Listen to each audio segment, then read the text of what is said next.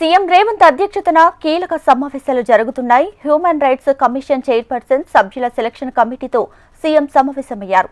HRC chairman తో పాటు 3 సభ్యులను సెలక్షన్ కమిటీ ఈ సమావేశంలో నిర్ణయించనుంది.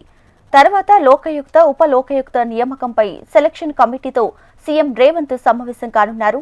అనంతరం రాష్ట్ర చీఫ్ సమాచార కమిషనర్, కమిషనర్ల సెలక్షన్ కమిటీతో సీఎం సమావేశమై సమాచార చీఫ్ కమిషనర్తో పాటు 5 కమిషనర్లను నియామకంపై చర్చించనున్నారు. ప్రతిపాదిత చైర్మన్లు, సభ్యుల పేర్లను ప్రభుత్వం గవర్నర్కు సిఫార్సు చేయనుంది. ఇక మరిన్ని డీటెయిల్స్ మా ప్రతినిధి అశోక్ అందిస్తారు. అశోక్.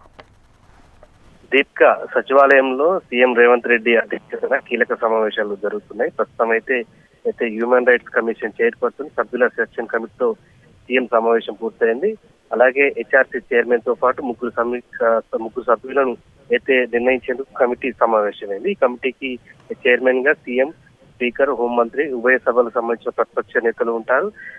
ఉభయ సభలకు సంబంధించిన ప్రతిపక్ష నేతలుగా కేసీఆర్ తో పాటు మధుసూదన్ ఉన్నారు.